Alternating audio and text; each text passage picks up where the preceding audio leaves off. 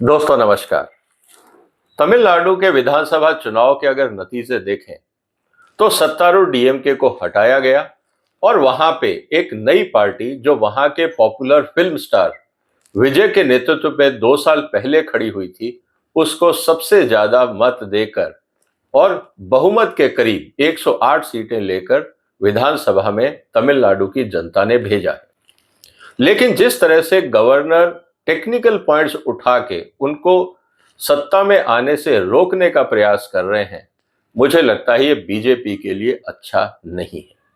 आज हम इसी की चर्चा करेंगे कि किस तरह से गवर्नर बीजेपी के लिए आने वाले दिनों में मुसीबतें खड़ी कर सकते हैं। इस बात को समझना जरूरी है और ये मुद्दा बहुत गंभीर है।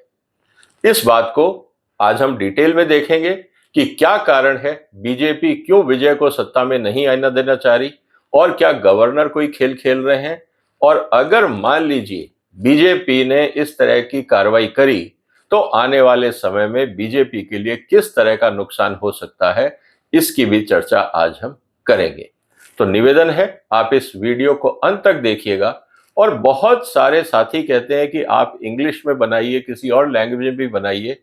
मेरा निवेदन है कि आपके YouTube पे एक कंट्रोल के अंदर एक फीचर है ऑडियो ट्रैक, आप अपनी मनपसंद की भाषा वहां चूज कर लीजिए। यही वीडियो आपको इंग्लिश में, तमिल में, तेलुगु में, गुजराती में, मराठी में, जो भी भाषाएं वहां दिखाई गई हैं ऑडियो ट्रैक में आपको मिल जाएगा। तो इसीलिए आपसे निवेदन है कि आप इस वीडियो को पूरा देखें और भाषा अपनी मनपसंद की चूज कर सकते हैं। अगर हम खबरें देखें तो क्या निकल के आ रहा है, 1 घंटे पहले की खबर है, तमिलनाडु गवर्नमेंट फॉर्मेशन, जो अपोजिशन है विजय के खिलाफ वो एकजुट हो रहा है और requisite majority support not established, Tamil Nadu government informs TV के चीफ विजय। अब ये 51 मिनट, करीब 1 घंटा पहले की खबर है। अगर हम ये कहें कि गवर्नर साहब को अगर मेजॉरिटी दिखानी है तो वो होती है सदन के पटल पर, गवर्नर हाउस में नहीं होती है। लेकिन जिस तरह से गवर्नर साहब काम कर रहे हैं यह संवैधानिक मर्यादा का उल्लंघन है। अब गवर्नर किसके इशारे पे काम करता है पूरी दुनिया जानती है। इसीलिए अगर बीजेपी ये कहे कि साहब हम कुछ नहीं कर रहे हैं, गवर्नर अपनी मर्जी से कर रहे हैं, तो बीजेपी को राष्ट्रपति भवन के माध्यम से गवर्नर को ये एडवाइस देनी चाहिए कि आप संवैधानिक मर्यादा का पालन करें, अपना इंटरप्रिटेशन ना करें। अगर ऐसा बीजेपी करती है तो वो बीजेपी के हित में होगा। इसीलिए अब बीजेपी का ये कहना है कि साहब not pressurising anyone, governor will go bye constitution. तो अगर गवर्नर नॉन कॉन्स्टिट्यूशनल या अनकॉन्स्टिट्यूशनल बातें कर रहे हैं तो आप उनको क्यों नहीं सुधारते, सवाल बीजेपी पे ही आएगा। इसीलिए यह समझना बहुत जरूरी है। दूसरी तरफ जब विजय दोबारा गवर्नर के पास गए तो गवर्नर ने दोबारा उनकी बिड को मना कर दिया, ये कह के कि आपने पूरे नंबर नहीं दिखाए। ये तो थी अभी तक का घटनाक्रम। अब हम इसका करते हैं एनालिसिस।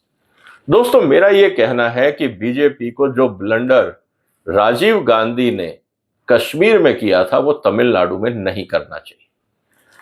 1994 के आसपास जब चुनाव हुए थे वहां पे कश्मीर में, फारूक अब्दुल्ला की सरकार हारी थी और सलाउद्दीन, जो आज हम कहते हैं कि एक टेररिस्ट है और कश्मीर पाकिस्तान में सेटल्ड है, उनकी पार्टी चुनाव जीती थी। लेकिन राजीव गांधी ने फारूक अब्दुल्ला के कहने पर उस सरकार को नहीं बनने दिया और नतीजा हमारे सामने है। आप कहेंगे ऐसा क्यों? आज भी अगर आप कश्मीर जाते हैं और लोगों से बात करते हैं कि कश्मीर में आतंकवाद क्यों और कैसे शुरू हुआ, लोग आपको उसी घटना से शुरुआत बताते हैं कि अगर राजीव गांधी ने ये ब्लंडर नहीं किया होता, फारूक अब्दुल्ला ने कुर्सी के लालच में कश्मीर को जलने पर मजबूर कर दिया। ये स्थिति हुई और आज तक उसकी कीमत हम उठा रहे हैं। कश्मीर तो उठा ही रहा है, पूरा देश भी उठा रहा है। इसीलिए जब पॉपुलर मत आता है, जब लोग चुनाव में जाते हैं, अपना मत देते हैं, तो राजनीतिक पार्टियों को ओछी हरकतें नहीं करनी चाहिए। आज तमिलनाडु की भी स्थिति ऐसी ही कुछ है। लेकिन सवाल इस बात का है कि आफ्टर ऑल विजय के सत्ता में आने से बीजेपी को टेंशन क्या है। पहले हम इस बात को समझ लेते हैं और फिर हम समझेंगे कि बीजेपी अगर ऐसा करती है तो बीजेपी के लिए क्या नुकसान होगा, उसको भी हम डिटेल में देखने का प्रयास करेंगे। मैं कोई पॉलिटिकल साइड नहीं ले रहा हूं, मैं एज ए वोटर एक आम आदमी की जो भावनाएं हैं, जब मैं लोगों से मिलता हूं, ट्रैवल करता हूं, जो मुझे समझ में आता है उसका एनालिसिस मैं आपके सामने रख रहा हूं। आपके अपने विचार हो सकते हैं, आपके मत मेरे से भिन्न हो सकते हैं, सबका स्वागत है और जो भी आपके विचार हो कमेंट बॉक्स में जरूर लिखिएगा। बीजेपी क्यों विजय को सत्ता में नहीं आने देना चाहती, उसके भी इंपॉर्टेंट कारण है, उसको समझ लें। डिस्पाइट दिस रिस्क बीजेपी में स्टिल वरी, अगर सत्ता में अगर विजय आते हैं तो बीजेपी का टेंशन क्या है? Vijay could become a long term southern mass leader. अब अगर यंग है विजय और अगर वो सत्ता में आते हैं और अगले 15-20 साल 30 साल अगर वो राजनीति में एक्टिव रहते हैं, तो पहले तो डीएमके की प्रॉब्लम थी, जयललिता का प्रॉब्लम था, करुणानिधि साहब से बीजेपी झेल नहीं पा रही थी, अब विजय एक नया फैक्टर खड़ा हो गया। और तमिलनाडु की राजनीति में आप देखेंगे जो लोग फिल्म इंडस्ट्री से हैं, लोगों का उनकी तरफ रुझान है।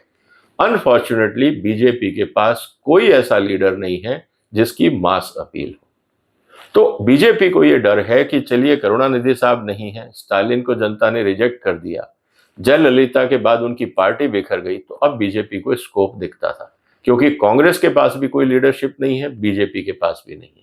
बीजेपी अपने ऑर्गेनाइजेशन के दम पर चुनाव जीत सकती है, उनको ये लगता है, लेकिन अब विजय फैक्टर उनके लिए एक रोड़ा बन रहा है। क्या यही कारण है कि विजय को सीएम नहीं बनने देना? सोचिए आप। टीवीके में परमानेंटली रिप्लेस एआईडीएमके, क्योंकि ये पार्टी वैसे ही दलदल बन चुकी है, ये कोई राजनीतिक दल रहा नहीं। अब स्थिति ये है कि डीएमके का रिप्लेसमेंट कांग्रेस बन नहीं पाई, तो अब टीवीके जो है वो एक रिप्लेसमेंट डीएमके का बनेगा। इसका मतलब बीजेपी फिर तीसरे या चौथे नंबर पर पहुंच जाएगी। A successful Vijay government could create a anti-BJP pole nationally। अगर बीजेपी वहां पे मतलब विजय जो अच्छी सरकार चला लेते हैं और जितने ऑपोजिशन दल हैं, जो एनडीए घटक है या इंडिया घटक है, उसकी अगर हम बात करें, इंडिया घटक में विजय एक पॉपुलर लीडर बनेंगे। पहले केजरीवाल ने अपनी जगह बनाने का प्रयास किया, लेकिन भ्रष्टाचार के चक्कर में उन्होंने अपने ही पैरों पे कुल्हाड़ी मार ली। अब केजरीवाल का रिप्लेसमेंट जो ऑपोजिशन है वो विजय में देखेगा। ऐसी स्थिति के अंदर अगर विजय पॉपुलर होते हैं तो बीजेपी के लिए प्रॉब्लम ये है कि ऑपोजिशन इकट्ठा होगा, मजबूत होगा और राष्ट्रीय चुनावों पर भी इसका असर देखने को मिल सकता है। ये टेंशन बीजेपी के लिए बढ़ जाएगा। His celebrity politics में attract youth away from BJP's southern ambition. अब ये एक बहुत बड़ी बात है। अगर विजय को 108 सीटें मिली हैं तो वो बुजुर्गों ने नहीं दी हैं, वो यूथ का कंट्रीब्यूशन है। और यूथ और महिलाएं अगर विजय के साथ चली जाती हैं और विजय अच्छी एक गवर्नेंस दे पाते हैं, तो बीजेपी के लिए चैलेंज हर स्टेट में खड़ा हो जाएगा। फिर वो ये कह सकते हैं कि अगर जनता मौका देगी तो अल्टरनेट पॉलिटिक्स भी इस देश में सक्सेसफुल हो सकती है, और जनता रिप्लेसमेंट के लिए आज अल्टरनेट चाहती है। अनफॉर्चुनेटली बीजेपी के अलावा जो ऑपोजिशन है वो अल्टरनेट दे नहीं पा रहा है। ये समस्या आज देश की जनता की भी है। तो people are looking for opposition, a good opposition. अगर विजय स्टैब्लिश होते हैं तो बीजेपी के लिए टेंशन और बढ़ेगा। So the BJP is facing A strategic dilemma. या तो इनको अभी रोक सकते हो गवर्नर के माध्यम से, stop him now and risk backlash. अगर आपने गवर्नर के माध्यम से रोकने का प्रयास किया तो ये मान के चलिए कि तमिलनाडु के अंदर इसके खिलाफ आवाज उठेगी, ऑपोजिशन एक साथ होगा, संसद के बाहर और अंदर दोनों तरफ हंगामा होगा। तो बीजेपी के लिए मुश्किल होगी जस्टिफाई करना कि ये क्या किया जा रहा है।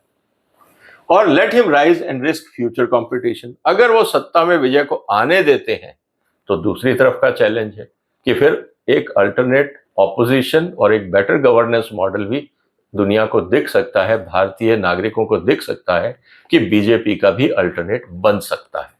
तो ये भी एक टेंशन बीजेपी के लिए है। तो कुल मिला के अगर हम देखें So blocking Vijay from becoming chief minister in Tamil Nadu, especially as his party was the largest democratic force, could politically hurt the BJP more than it helps. इसीलिए मैं कह रहा हूं अगर बीजेपी ने ये ब्लंडर किया तो बीजेपी का नुकसान बहुत ज्यादा होगा। अब बीजेपी का नुकसान कैसे हो सकता है इसकी भी हम थोड़ी सी चर्चा कर लेते हैं। पहला, हम इस बात को समझते हैं कि दिल्ली जो versus Tamil Nadu, north versus south, ये नैरेटिव बहुत प्रगाढ़ है और जैसा हमने डिलिमिटेशन एक्ट में भी देखा, कहीं ना कहीं तमिलनाडु या साउथ इंडिया को ये लगता है कि नॉर्थ इंडिया भारत की राजनीति को कब्जाना चाहता है और ये चीज लोगों को चुभती है और ऐसा ना हो कि ये और विशाल रूप ले ले अगर विजय को आपने बाहर रखने की कोशिश करी। तो मैसेज ये जाएगा कि जनता ने तो विजय को चुना लेकिन दिल्ली विजय को सीएम नहीं बनने दे रही। तो दिल्ली में कौन है? गवर्नर को कोई टारगेट नहीं करेगा, सीधा का सीधा असर आएगा मोदी, अमित शाह और बीजेपी पर। इस बात को आपको याद रखना होगा। गवर्नर को पूरे देश में कठपुतली ही माना जाता है। With due regards to the post of governor, आम आदमी पॉलिटिकल सिस्टम में गवर्नर को एक रबर स्टैंप से ज्यादा कोई नहीं मानता है। ये स्थिति हमने गवर्नर्स की आज कर दी है। इसका मतलब ये है कि अगर ये नैरेटिव बनता है कि Delhi deciding Tamil Nadu's future, this narrative is politically dangerous in a state where anti centralism sentiment already exist. पूरा डीएमके, एआईडीएमके, जयललिता, करुणानिधि, ये पूरी politics anti Hindi, anti north, anti centralisation को लेकर ही तो चली थी और अब विजय को रोकने का मतलब है ये चीज आप प्रूव कर रहे हो कि सेंटर साउथ में इंटरफियर कर रहा है।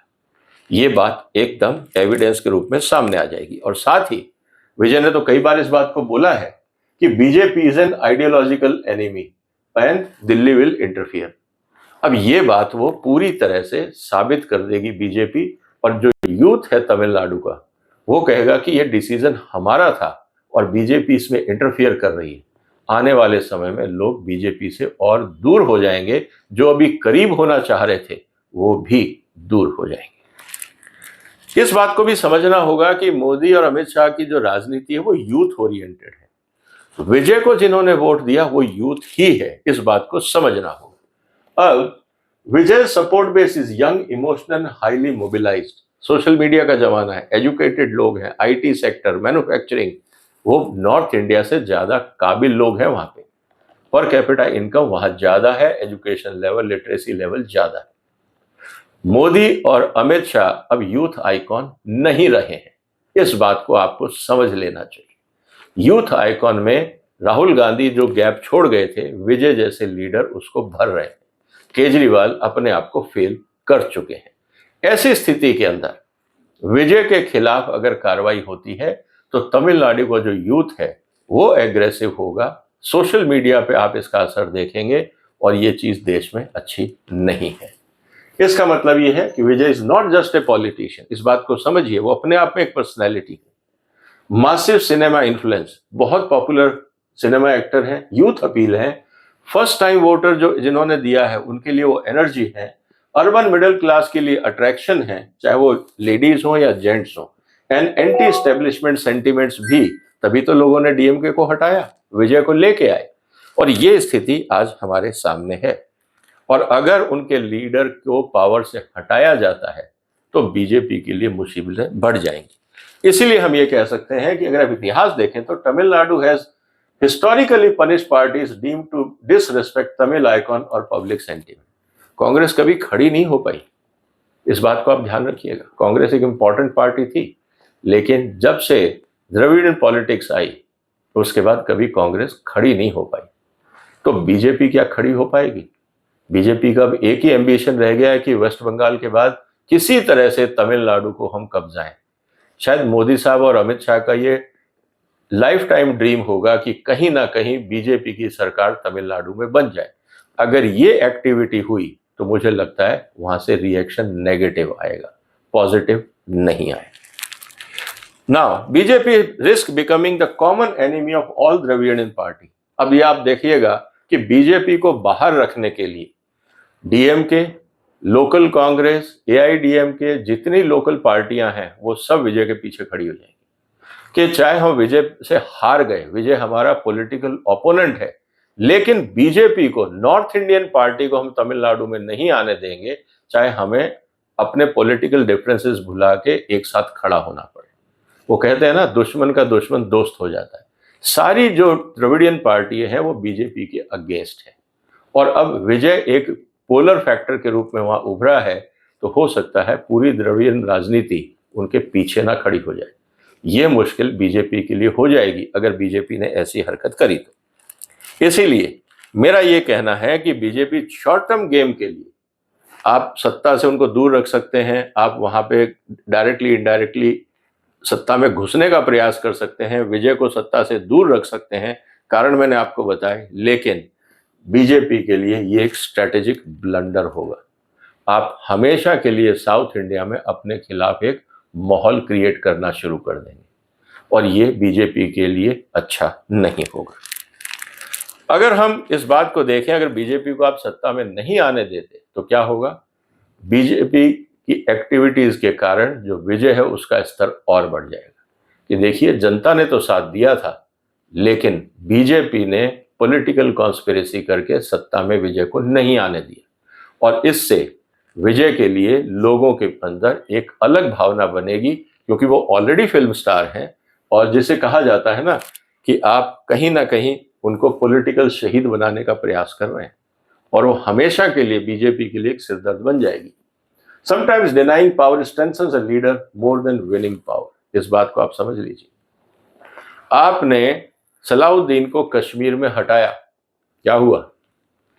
पूरा आतंकवाद में कौन आया? कश्मीर के यूथ आए।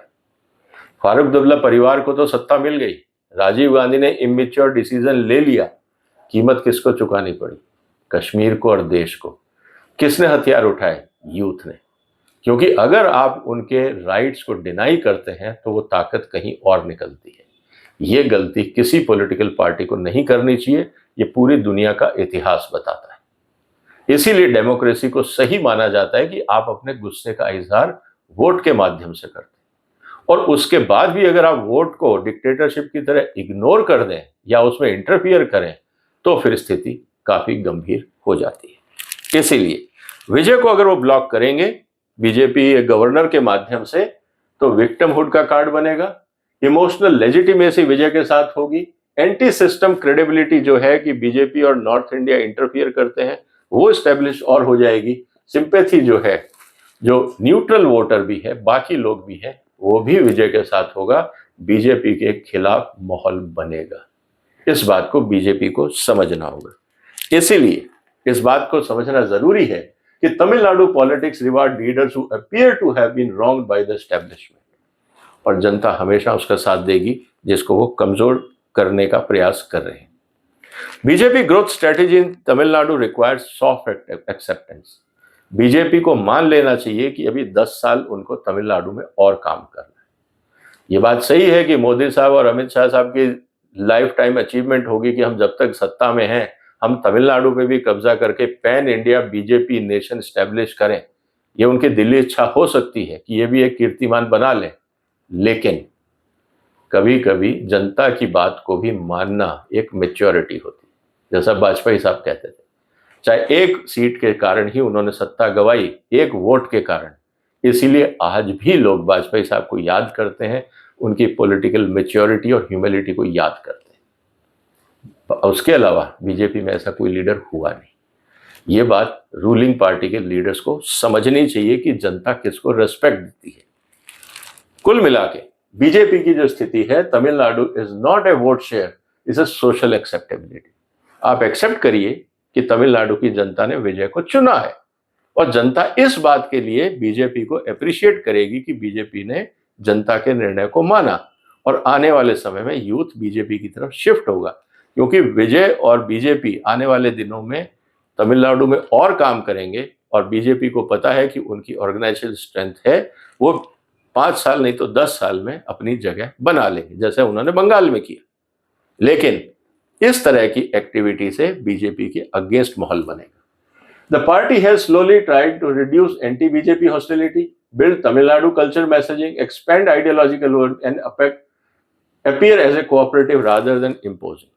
तो ये बीजेपी के हित में है, वो मान लें कि हाँ बीजेपी इस समय सत्ता में है क्योंकि जनता वो चाहती थी और हम जनता की बात का रेस्पेक्ट करते हैं। It also contradicts BJP national narrative of respecting mandate.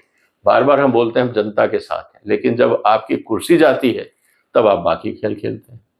जिस तरह से गवर्नर ने हरकत करी है ये बीजेपी के लिए नुकसानदायक है। गवर्नर कौन होता है? आज सत्ता में है, कल घर बैठ जाएंगे, उनकी जेब से कुछ नहीं जाता, वो पॉलिटिकल अपॉइंटी है, वो रबर स्टैंप है, उनका पॉलिटिकल सिग्निफिकेंस जीरो होता है। लेकिन जो सत्ता में होता है, जिसने गवर्नर को अपॉइंट किया है, पीछे से कठपुतली की तारें धागे कौन खींच रहा है, असर उस पे होता है। इसीलिए जो बार बार बीजेपी कहती है कि मैंडेट शुड गवर्न, तो आप विजय को क्यों नहीं सत्ता में आने दे रहे? गवर्नर को समझाइए। Political stability matters. अगर मान लीजिए विजय को आपने सत्ता से बाहर कर दिया तो क्या बीजेपी आराम से जी पाएगी तमिलनाडु में? इस बात को भी समझना होगा। And democratic verdict should be respected. Democracy का मजा तो तब है अगर बीजेपी हारती है तो एक्सेप्ट करी, ट्रंप की तरह बिहेव करने की जरूरत नहीं है। यही जो बात ममता दीदी कर रही है वेस्ट बंगाल में कि मैं नहीं हारी हूं, वो भी गलत है। ट्रंप ने जो किया वो भी गलत था कि मैं नहीं हारा हूं, मुझे हराया गया। जनता का वर्डिक्ट आपके सामने, इस बात को हमें समझना होगा। तो if the public perceives the selective application of these principles, opponent gain a powerful political argument। अब ये मुद्दा क्या अखबारों में नहीं चल रहा? आज हर अखबार में, हर टीवी पे ये चर्चा। क्या जनता इन्फ्लुएंस नहीं होगी? नुकसान किसका हो रहा है? बीजेपी का। इसका मतलब मेरा तो ये कहना है कि बीजेपी को विजय को सत्ता में आने देना चाहिए। इससे क्या होगा? दो ही बातें होंगी, या तो विजय अच्छा काम करेंगे या खराब काम करेंगे। खराब काम करते हैं तो बीजेपी के लिए रास्ता और क्लियर हो जाए कि देखिए आपने एक इमेच्योर नेता को बनाया चीफ मिनिस्टर, आपने उनको वोट दिया बिकॉज वो फिल्म स्टार थे, गवर्नेंस नहीं आती थी। आज तमिलनाडु की प्रॉब्लम्स खड़ी हो गई हैं, इसीलिए वहां पे उन चीजों को हम संभालेंगे, चाहे वो ब्यूरोक्रेसी है, चाहे इकोनॉमी है, चाहे वेलफेयर एक्सपेक्टेशंस है, कोलिशन प्रेशर्स हैं। ये सब चीजें अगर विजय को फेल करती हैं तो बीजेपी के लिए रास्ता निकलता है, क्योंकि तमिलनाडु को चलाना आसान नहीं है। वहां पे अगर हम ध्यान से देखें तो इंडस्ट्रियल पॉलिसी, बहुत एफडीआई और इन्वेस्टमेंट्स आए तमिलनाडु में, काफी एक्सपोर्ट होता है वहां से। वेलफेयर बर्डन भी है, कास्ट इश्यूज भी बहुत है, वाटर डिस्प्यूट्स भी है, लैंग्वेज पॉलिटिक्स भी है, और इस समय फाइनेंशियल स्टेटस भी स्टेट का कोई बहुत अच्छा नहीं है। इस बात को भी समझना होगा। तो अगर विजय की सरकार स्ट्रगल करती है तो बीजेपी को इससे फायदा होगा। तो मुझे लगता है कि बीजेपी को इस समय सरकार बनाने में टांग नहीं अड़ानी चाहिए। इसके अलावा अगर बीजेपी आराम से रेस्पेक्टफुली विजय को सत्ता दे देती है और अपना एक्सपेंशन का काम जारी रखती है तो जनता को कोई एतराज नहीं तो बैकलैश हो सकता है। हमने पंजाब में देखा, ऐसा ही तमिलनाडु में हो सकता है, यही हमने देखा बाकी स्टेट्स में भी। तो कहीं ना कहीं मुझे लगता है ये इंपॉर्टेंट है बीजेपी के लिए। सदर्न एक्सपेंशन में तमिलनाडु का रोल बहुत इंपॉर्टेंट है। तो इस समय एग्रेसिव पोस्चरिंग ना करके जो हिंदी बेल्ट पार्टी का जो क्रिटिसिज्म है उसको डाइल्यूट करना चाहिए, लोकल सेंटिमेंट्स को रेस्पेक्ट करके उन लोगों के साथ काम करें तो बीजेपी के लिए बेहतर होगा। और मेरा तो ये कहना है कि तमिल कल्चर में आप एंटी बीजेपी सेंटिमेंट अगर आप इंसर्ट करते हैं तो वो बहुत तेजी से फैलता है। बीजेपी को इससे बचना चाहिए। तो कुल मिला के दोस्तों स्थिति क्या है? अगर विजय को सत्ता में आने से रोका गया तो क्या होगा? If Vijay is perceived as being blocked despite democratic legitimacy, BJP may win a tactical battle but lose a larger psychological battle in Tamil Nadu politics. Not only there, but overall in South India. और उन those states जहां पे regional forces है, तो BJP फिर कुल मिला के नॉर्थ इंडियन पार्टी दोबारा बन जाएगी। हो सकता है फिर तमिल के साथ साथ फिर तेलुगुज में, केरलाइट्स में, कन्नडिका में, महाराष्ट्र में हर तरह के फिर रीजनल सेंटिमेंट्स उठने शुरू हो जाएं और ये बीजेपी के लिए उचित नहीं होगा। इसीलिए मेरा ये कहना है कि in Tamil Nadu perception often matters more than arithmetic. आप सत्ता से बाहर रह के भी बहुत कुछ अचीव कर सकते हैं। तो इसीलिए मेरा ये कहना है कि अगर बीजेपी ने मैच्योरिटी नहीं दिखाई तो बीजेपी का नुकसान लॉन्ग टर्म होगा। आप थोड़े समय के लिए 5 साल के लिए सत्ता में आ जाएंगे, लेकिन फिर आपके एमपी इलेक्शंस हैं, लोकल इलेक्शंस हैं, फिर वहाँ पे रेजिस्टेंस है और बहुत सारी चीज़ें हैं। आपको नहीं पता कि जो कश्मीर में हुआ किस तरह से उसने उग्र रूप लिया। ऐसी गलतियां पॉलिटिशियंस को नहीं करनी चाहिए। शॉर्ट टर्म गेम के लिए, पॉलिटिकल एडवांटेज के लिए देश को, समाज को और अपनी ही पार्टी के लॉन्ग टर्म इंटरेस्ट को दांव पे नहीं लगाना चाहिए। आज कांग्रेस अपनी गलतियों से पछता रही है, लेकिन अब उनके पास कोई लीडर नहीं है जो आगे ले जा सके। बीजेपी के साथ ऐसा ना हो जाए, तो वो गलतियां जो कांग्रेस ने करी कम से कम बीजेपी ना दोहराए। मेरा तो मोदी जी और अमित शाह जी से यही निवेदन है, और आरएसएस से भी निवेदन है कि आपके पास तमिलनाडु में कैडर है, क्या वो नहीं चाहते कि वहां पे शांति रहे? इस बात को समझना होगा। आपको क्या लगता है दोस्तों, क्या विजय को सत्ता से दूर रख के बीजेपी को फायदा होगा या नुकसान? जो भी आपके विचार हो कमेंट बॉक्स में लिखिए, इस वीडियो को शेयर करिए, अपने विचार रखिए, इस चैनल को सब्सक्राइब करिए। फिर मुलाकात होगी एक और महत्वपूर्ण मुद्दे के साथ। तब तक अपना ध्यान रखिएगा। फिलहाल वंदे मातरम।